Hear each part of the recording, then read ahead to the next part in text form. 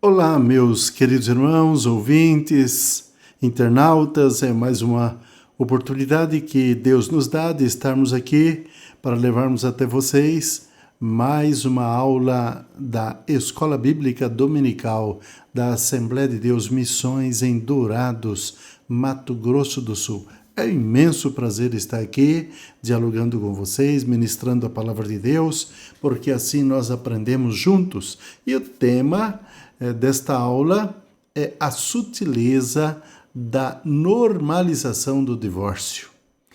O divórcio é um tema comum na área de justiça, também já está tornando comum dentro dos cristãos, mas há algumas prescrições a serem observadas na palavra de Deus. E é sobre este foco que nós queremos trazer luz para poder conhecermos melhor, mais claramente a vontade de Deus com respeito ao assunto de casamento. Embora nós estaremos falando sobre o divórcio, mas o divórcio ele só existe quando existe casamento, não é verdade? Então eles estão entrelaçados, não exatamente entrelaçados, mas não pode existir um divórcio se não existe o casamento. Então, meus queridos, nós vamos trazer aqui uma mensagem musical com o tema Crer e Observar, e logo em seguida nós retornaremos com a quarta aula bíblica do terceiro trimestre de 2020.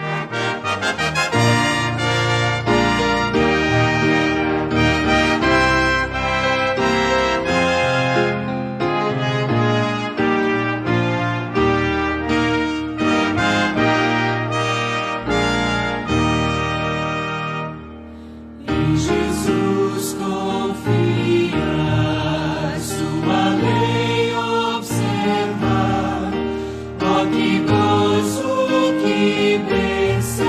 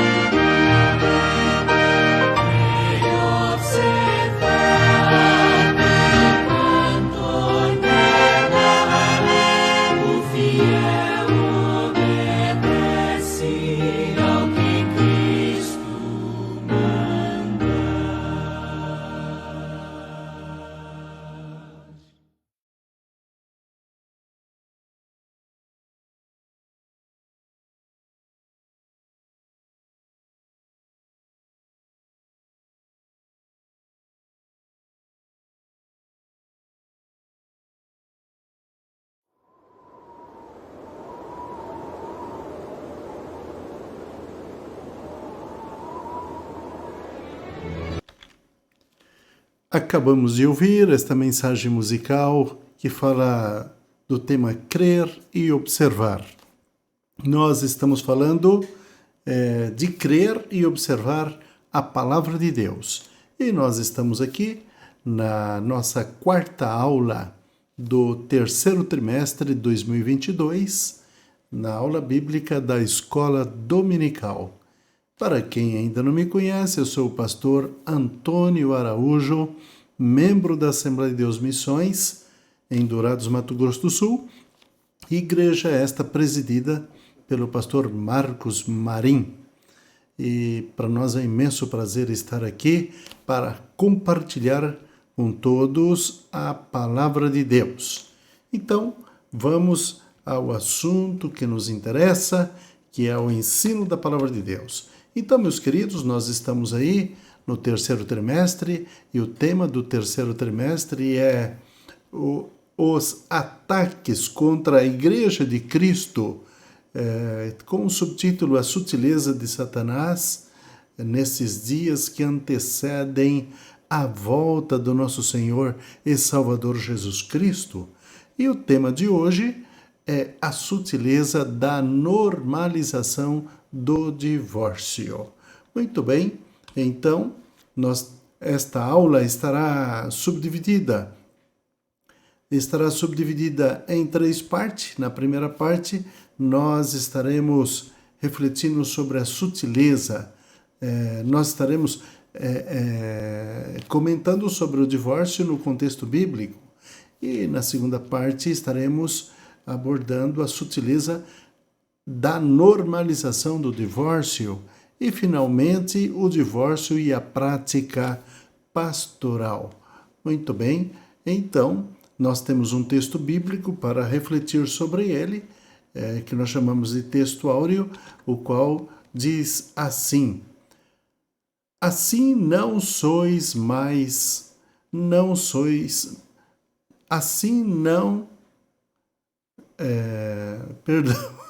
portanto, me desculpem, porque aqui tivemos uma pequena falha. O textuário diz: assim não são mais dois, mais uma só carne. Portanto, que Deus ajuntou, não separe o homem. Mateus 19, versículo 6. E nós temos o suprassumo da nossa lição. Quando nós concluirmos a nossa aula de hoje, vamos sintetizar nesta frase: o padrão bíblico para o casamento é que ele seja heterossexual, monogâmico e indissolúvel. E o texto bíblico para a nossa abordagem de hoje, nós temos registrado em São Mateus, capítulo 19, versículo 1 ao 9, e nós lemos o seguinte: e aconteceu que, concluindo Jesus esses discursos, saiu da Galiléia e dirigiu-se aos confins da Judeia, além do Jordão, e seguiram-no muita gente e curou-as ali. Então chegaram ao pé deles os fariseus, tentando-o e dizendo-lhe: é lícito ao homem repudiar a sua mulher por qualquer motivo?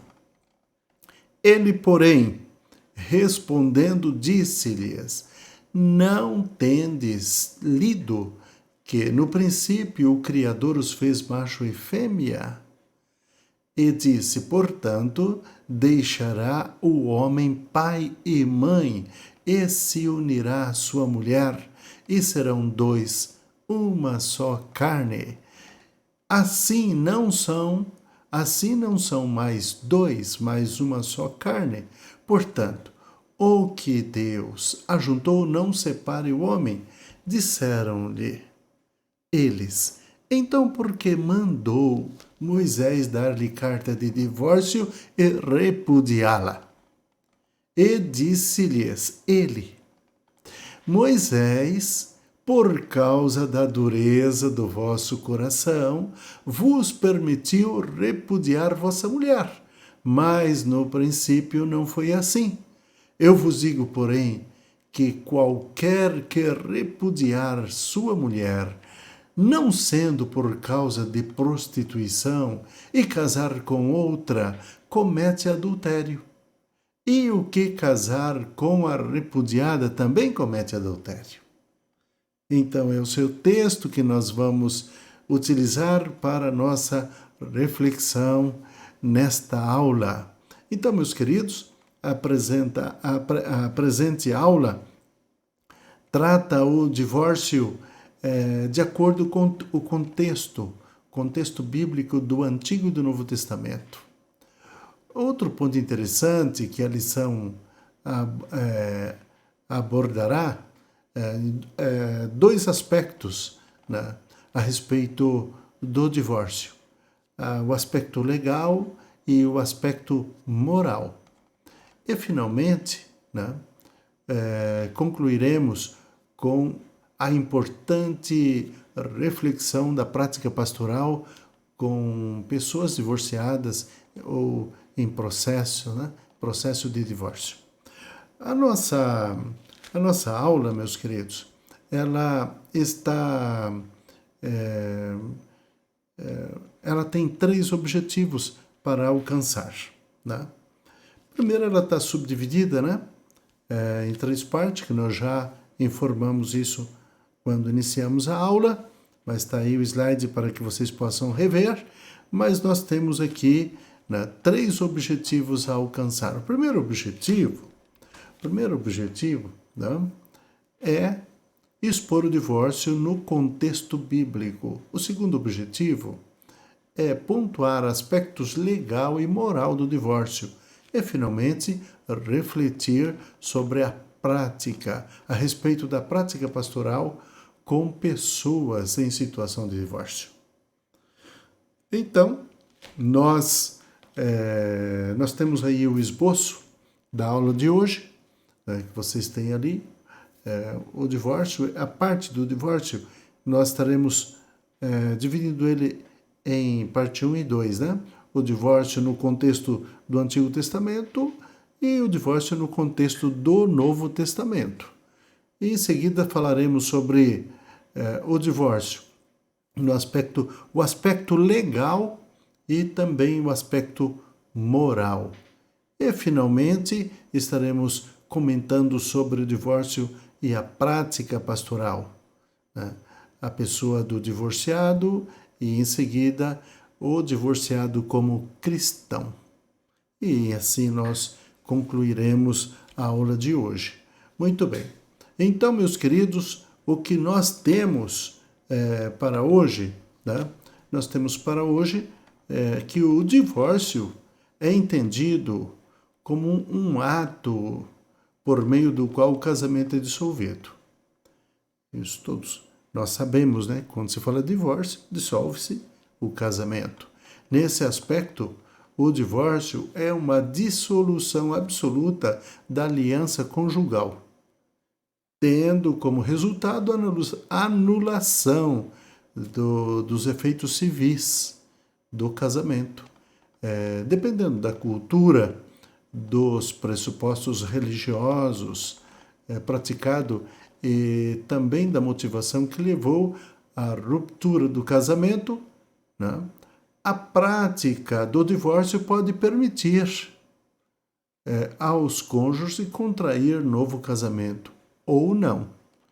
Isso vai depender da tradição de cada lugar, de cada país.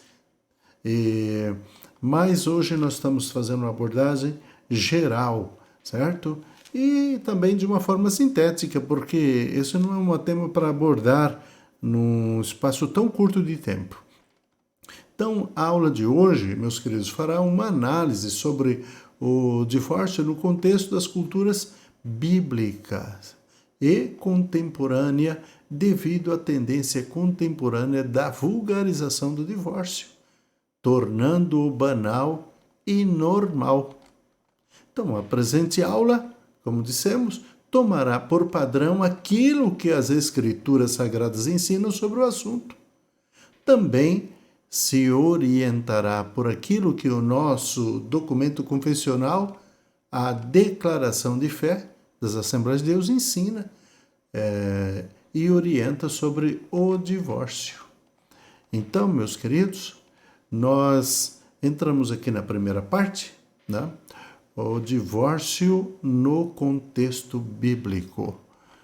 E dentro deste tema, que está subdividido em Antigo e Novo Testamento, então comentaremos agora sobre o assunto do Antigo Testamento.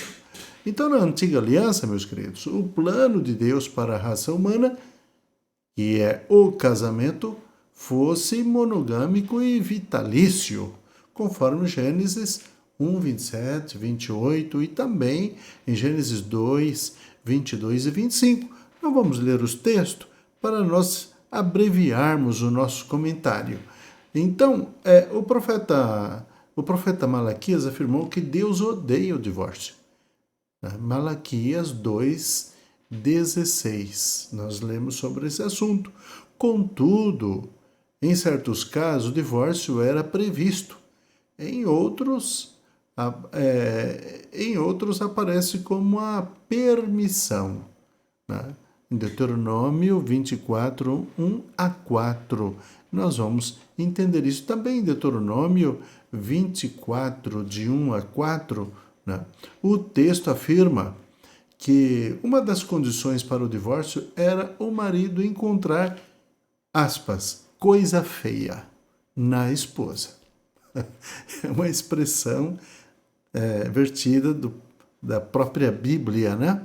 Então, a expressão hebraica erwait davar, traduzida como coisa feia, possui o sentido de nudez ou coisa vergonhosa.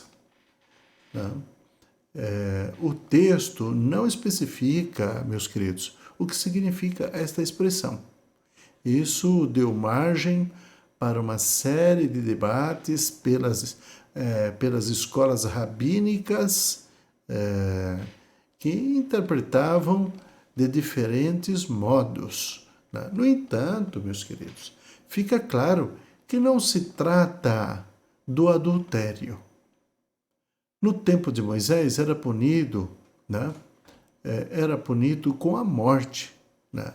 O adultério. Mas, como nós dissemos, o divórcio não era só por causa do adultério. Mas no tempo de Moisés, né? Então o adultério era punido com a morte. Então, como que, para que ia ter divórcio de viúvo, se o cônjuge seria apedrejado, não é verdade? Então, o divórcio era para situações em que não houvesse a pena capital, tá certo? Muito bem. Então, como dissemos, fica claro que após o divórcio, a mulher poderia se casar com outro homem e que, nesse caso, ela não estaria cometendo adultério. Quer dizer, no caso dela receber a carta de divórcio do marido, tá certo? Em outras palavras, em tal circunstância, o seu segundo casamento era legítimo, estava de acordo com a lei, mas o seu primeiro marido, de quem ela havia se divorciado, não poderia se casar novamente com ela. Não. Muito bem. Então, esse era a forma como a forma como é visto no Antigo Testamento. E no Novo Testamento, nós temos um texto em Mateus, no capítulo 19, onde Jesus mostra que o plano original de Deus é que o casamento dure para toda a vida. Isso nós podemos ler em São Mateus, capítulo 19, entre os versículos 4 e 6. Ele também, meus queridos, rejeita todas as razões ou motivos dados pelos fariseus. Em São Mateus 19, 7 a 9, ali nós vimos os fariseus. Nós lemos esse texto no início do nosso comentário, não é isto? Você pode reler aí, Mateus 7 e 9, os motivos. Né? Então, para justificar o fim do casamento, inclusive, aspas, a coisa feia citada na lei de Moisés, ou coisa indecente, conforme Deuteronômio capítulo 24, 1 a 4, certo?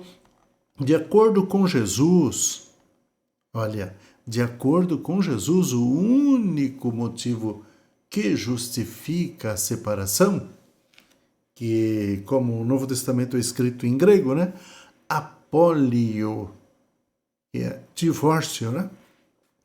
É se um dos cônjuges praticaram relações sexuais ilícitas.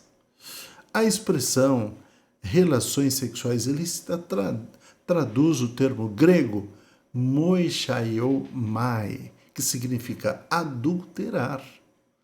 E esse termo nós encontramos em Mateus 5,32, em São João 8,3, em São Mateus 5,27, também em Romanos, Paulo faz menção dessa palavra, em Romanos 13,9, e no texto de Mateus, certo? Portanto, o seu sentido é de alguém que cometeu adultério. Mas no Novo Testamento não existe a pena capital, que é o apedrejamento, não é isso? Mesmo Jesus livrou uma mulher de ser apedrejada porque foi pega, foi surpreendida em flagrante adultério. O que se depreende desta passagem, meus queridos, desta passagem bíblica, é que Jesus estava dizendo que o divórcio feito por razões outras que não o adultério não dissolve o casamento aos olhos de Deus. Dizendo isto de outra forma, alguém que sofreu traição conjugal tem direito a um novo casamento. Contudo, se a motivação não foi a infidelidade conjugal e ele se casar com outra, comete adultério. Segundo Jesus Cristo. A declaração de fé das Assembleias de Deus, meus queridos, ela faz uma abordagem, né, e reconhece a legitimidade do novo casamento quando o motivo do fim do primeiro casamento foi o adultério, certo? Então, este é um conceito claro, cristalino, dentro da doutrina das Assembleias de Deus no Brasil, certo? No contexto da carta de Paulo, o casamento também é para toda a vida, correto? Contudo, o apóstolo, meus queridos, trata de outras situações não contempladas nos evangelhos. Escrevendo aos Coríntios, o apóstolo Paulo se refere ao casamento entre cristãos e casamentos mistos, quando um crente era convertido ao evangelho e o outro não. Depois, evidentemente, de casados. Diz que se o casal venha a se separar, que não se case de novo ou que se reconcilie. Isto está na primeira carta de Paulo aos Coríntios, no capítulo 7, versículo 10 e 11. No caso de casamentos mistos, o apóstolo Paulo diz que o cônjuge descrente abandonasse a esposa, esta não estaria sujeita à servidão. Certo? Era um direito dele, mas ela não tinha culpa. Tá certo? Então, conforme a primeira carta de Paulo aos Coríntios 7,15. Então, a maioria dos intérpretes entende que esta expressão não está sujeita à servidão do termo que está escrito lá em grego, dedolatai, certo? Significa que o cônjuge crente foi abandonado, está livre para se casar novamente, porque daí é um abandono, é um divórcio por abandono, tá certo? Esse entendimento, meus queridos, é seguido pela declaração de fé das Assembleias de Deus, certo? Contudo, somente no caso de o abandono partir do cônjuge não crente. Fique bem claro, não é simplesmente abandonar e daí já está liberado e é reconhecido como legal e moral, certo? Então, é só nessa situação em que está prescrito na primeira carta aos Coríntios, né? Onde Paulo faz menção, né, a esse tipo de separação. Correto? Muito bem. Então, eu gostaria de ler um texto para nós refletirmos e ampliarmos os nossos conhecimentos sobre a vontade de Deus para o casamento. Tá certo? Então, a vontade de Deus, meus queridos, para o casamento é que ele seja vitalício, isto é, cada cônjuge seja único até a morte, até que a morte o separe. Nesse particular, Jesus cita uma exceção, a saber, a prostituição. E no grego, conhecemos a palavra porneia, né? Palavra esta que no original inclui o adultério, qualquer outro tipo de imoralidade sexual, certo? Muito bem. Então, nós podemos sintetizar neste primeiro comentário, né, que o divórcio está presente no Antigo e também no Novo Testamento. Tá certo? Então vamos aqui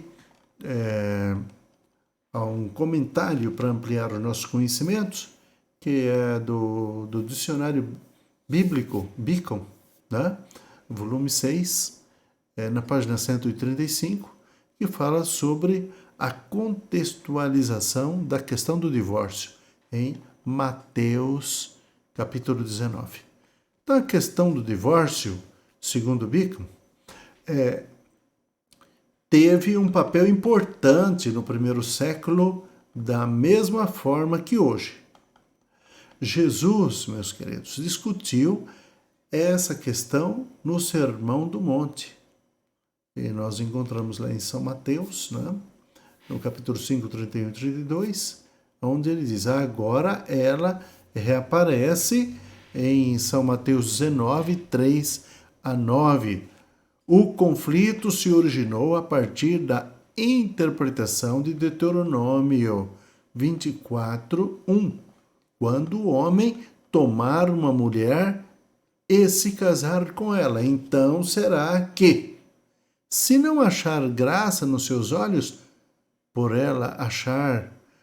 nela achar coisa feia, ele lhe fará escrito de repúdio e lhe dará sua mão e despedirá, e dará sua mão e despedirá da sua casa. Ou seja, entrega nas suas mãos a carta de divórcio, certo?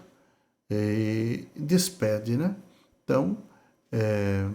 Então Shammai, rabino, né, afirmava que coisa feia significa fornicação. Para dar um exemplo, um homem não se divorcia de sua mulher a não ser que tivesse encontrado nela um motivo de vergonha, tá certo? Mas o seu colega, o Hillel, certo? Que era mais liberal, enfatizava a primeira frase. Ela não encontrou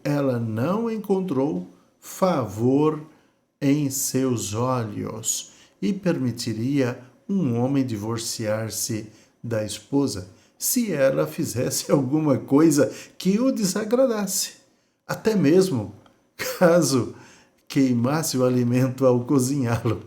Então a coisa bastante simples, mas já era motivo para a mulher receber carta de divórcio.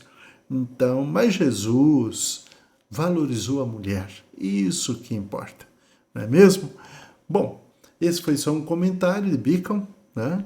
E nós queremos aqui ilustrar o nosso comentário, tá certo? Agora vamos entrar na parte 2, né? O divórcio no contexto legal e também no contexto moral.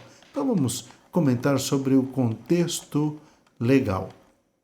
Então, meus queridos, a legislação brasileira já foi muito mais rígida com respeito ao divórcio. Contudo, nas últimas décadas, as razões que justificam o divórcio podem ser várias, né?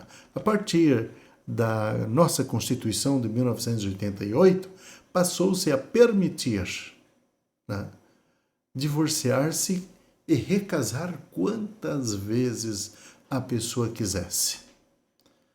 Então, no aspecto legal da legislação brasileira, é muito fácil alguém se divorciar e se casar. Tá certo? Bem, esse é o aspecto legal. Vamos para o aspecto moral, certo? Além do aspecto legal, meus queridos, qualquer razão, aliás, além do aspecto legal do divórcio, como cristão necessitamos saber do seu aspecto moral, certo? Para um descrente, qualquer razão ou motivo justifica a prática do divórcio no casamento, conforme Deuteronômio 24, 1 a 4. Mas para o cristão, certo?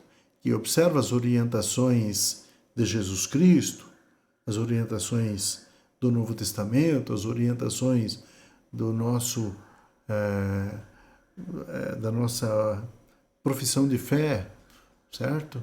Das Assembleias de Deus, né? Então, o cristão deve se perguntar se é moral, certo? O Estado garante o seu aspecto legal, contudo, a Escritura define o seu aspecto moral, conforme Mateus 19, 4 a 6. Então, trocar a esposa, meus queridos, por uma mais jovem, abandonar o marido por um marido mais rico, mais famoso, ou famoso, né? São práticas normais no mundo, que contam com o amparo legal do Estado. Contudo, meus queridos, isto é imoral para os cristãos, ou não? Reflita aí, né? Então, meus queridos, o crente pode fazer isso? No caso de pastores, além do aspecto legal, deve-se levar em conta, sobretudo, o aspecto moral do divórcio, conforme Malaquias 2,15, que Deus, ele rejeita, ele não aceita o divórcio, tá certo? Então, alguns, meus queridos, se divorciam, mas nunca deveriam ter feito, tá certo? Conforme Malaquias 2,16, Deus rejeita definitivamente o divórcio. O divórcio é tolerado. Por causa de qual motivo, disse Jesus Cristo? Da ruindade do homem, ou seja, da dureza de coração, que é o termo que está lá na Bíblia. Então, meus queridos, há um preço muito alto para se pagar quando se pratica um divórcio. Aqueles que se arriscam a desobedecer a palavra de Deus forçosamente terminam machucados, grandemente machucados. Então, dentro deste comentário que fizemos, na parte 2 deste tema, podemos sintetizar com a seguinte frase: o divórcio se dá na esfera legal e, ao mesmo tempo, moral. Então, o divórcio é uma coisa que existe, está aí, mas ele abrange a esfera legal, mas também a moral, tá certo? E cabe a cada um que vai tomar a decisão, quem sabe está tomando a decisão, ou está em processo de divórcio, saber que não tem que se levar em consideração apenas o aspecto legal, mas também moral, tá certo? Bom, nós podemos ainda ler no nosso dicionário Beacon, no volume 6, certo? Na página 136, a interpretação de Jesus, um comentário sobre a interpretação de Jesus sobre o tema. Então, Cristo se colocou claramente a favor da estrita interpretação de Deuteronômio, capítulo 24, 1. Ele só permitia, meus queridos, a razão para o divórcio, ele só permitia uma razão para o divórcio, exceto por causa de prostituição. Tá certo? Essa cláusula acrescenta, ou acrescentada, ocorre apenas em Mateus, onde Jesus comenta a respeito desse assunto. Mateus 19:10 e também em Mateus 5:32. Embora alguns estudiosos tenham assumido posição de que essas palavras não teriam sido pronunciadas por Jesus, a opinião deles rejeita uma inspiração de Mateus. O adultério representa a negação do voto do casamento. E nesse caso, a posição de Jesus é bastante sólida, certo? Então, em São Marcos e também em São Lucas, né, é enfatizado ainda mais que Mateus, né, adivina a aversão ao divórcio. No plano de Deus, o casamento deve ser uma união permanente. Tá certo? Muito bem, esse é o comentário do nosso dicionário Beacon, certo? Página 136, volume 6. Então, concluindo, chegando para a conclusão, certo? Então, vamos refletir sobre o divórcio e a prática pastoral. E dentro desse tema, nós estaremos falando sobre o divorciado e sobre o cristão, certo? Então, refletindo sobre o divorciado. Então, o divorciado, a divorciada, né, é uma pessoa como tal deve ser vista. Quem passou por um processo de divórcio sabe o quão traumático isto é. Sentimentos de rejeição, medo, né, abandono, muitas vezes continuam presentes na vida de quem passou por uma separação. Muita mágoa, né? Quando há filhos gerados no relacionamento, né, as coisas se tornam mais complexas. A alienação parental é uma tentação, mas nunca a forma mais adequada, meus queridos, de ser buscada. Então, divorciados devem obter aconselhamento pastoral e, concomitantemente, o acompanhamento de um psicólogo, né, para superar as suas dificuldades. Né? Então, meus queridos, é muito importante que seja consultado, né, um pastor experiente e também um psicólogo para que as pessoas tenham amenizado essa situação. Muito bem. Então, nós falamos sobre a pessoa do divorciado, agora vamos para o divorciado cristão, certo? Então, outra coisa acerca de quem passou por um processo de divórcio diz respeito à condição de membro da igreja, certo? Talvez este seja um dos principais desafios pastorais da atualidade. Os pastores são desafiados dia a dia a tratar com essa questão. Os casos de divórcio se multiplicam e as razões, meus queridos, que os motivaram nem sempre são bíblicos. São inúmeras as situações que levam as pessoas ao descontentamento do relacionamento. Cada situação, no entanto, deve ser analisada, com cuidado, de forma que o divorciado não deixe de ser visto como alguém amado por Deus. Contudo, que esse amor não sirva de justificativa para anular a justiça de Deus. As pessoas, às vezes citam Deus é amor, mas também Deus é justiça, tá certo? Então, temos que considerar esses dois aspectos da vontade divina, certo? Então, como dissemos, contudo, que esse amor não sirva de justificativa para anular a justiça de Deus, que exige uma vida que se orienta na sua palavra. Então, concluindo essa terceira parte, o comentário da terceira parte, podemos sintetizar este comentário na seguinte frase: é preciso cuidar das pessoas dos divorciados, dando-lhe auxílio espiritual e psicológico.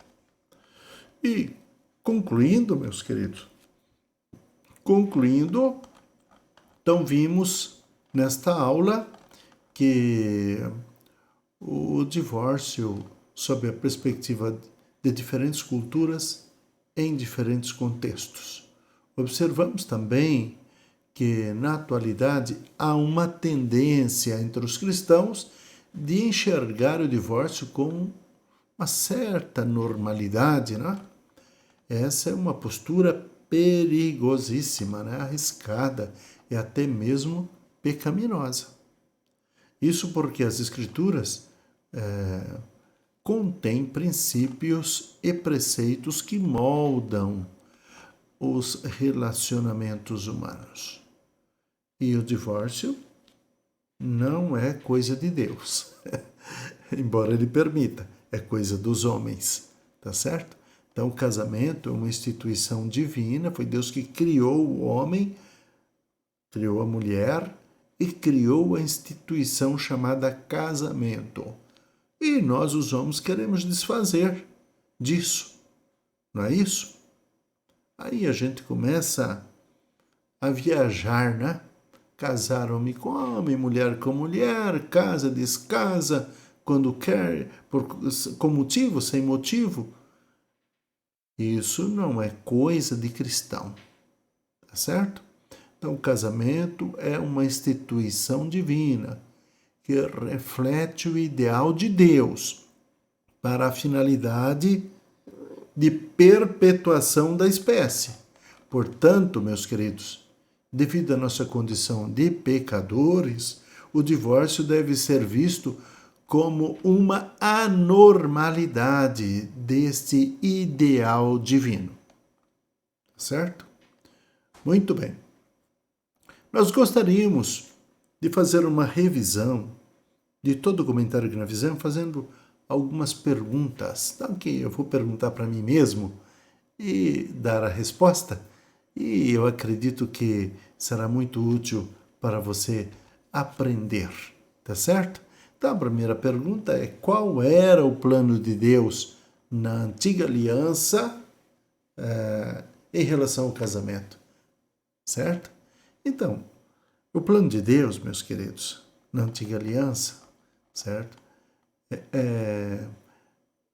Era para a raça humana que o casamento fosse monogâmico, vitalício. Monogâmico e vitalício. E quero acrescentar aí heterossexual. Tá certo? Então, e qual é o plano original? Né? Uma segunda pergunta aqui, né? Qual é o plano original de Deus para o casamento, conforme Mateus 19? Então, lá no texto de São Mateus, capítulo 19, Jesus mostra que o plano original de Deus é que o casamento dure por toda a vida. Tá certo? São Mateus, capítulo 19, versículo 4 a 6. Então vamos para o nosso terceiro questionamento. Quais são os dois aspectos, né, do divórcio tratado na nossa aula? Então, os dois aspectos, aspecto legal e moral. Nós, que somos cristãos, temos que refletir sobre esses dois aspectos. Não vamos ficar só com a legalidade. Não, a lei permite. Vamos ver se é moral. Se a gente preenche os quesitos bíblicos para fazer uso do divórcio. Tá certo?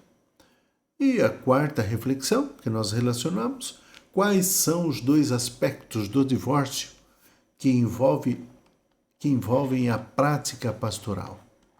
Então, a pessoa divorciada e o divorciado como cristão, certo? E a última pergunta, né, para nós fixarmos o que nós lemos, tá certo? O que as Escrituras contêm a respeito do relacionamento. Então, podemos dizer que as Escrituras contêm princípios e preceitos que moldam os relacionamentos humanos.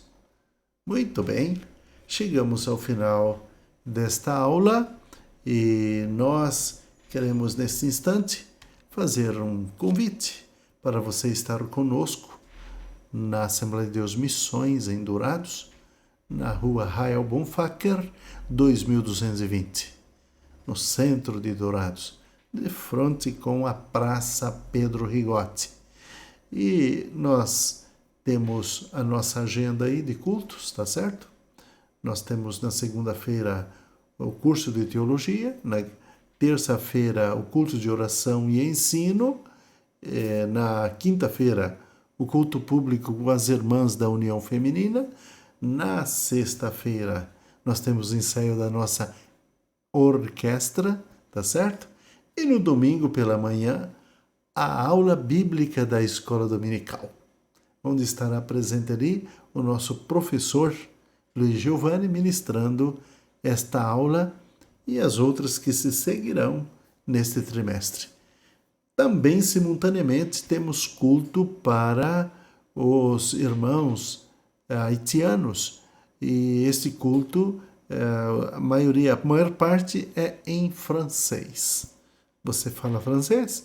Venha ouvir louvores e o ensino da palavra de Deus em francês. Seja bem-vindo à Assembleia de Deus Missões. E às 18h30, o grande culto festivo. Você é cordialmente convidado pelo nosso pastor Marcos Marim, também por mim, e o nosso querido pastor estará ali para recepcioná-los, porque é um prazer sempre recebê-los na Assembleia de Deus Missões. Concluindo, queremos abençoar a todos em nome do Senhor Jesus, dizendo que o amor de Deus, a graça do nosso Senhor e Salvador Jesus Cristo e a comunhão do Espírito Santo sejam com você, com a sua família. Viva hoje como se Cristo estivesse retornando agora. Deus vos abençoe.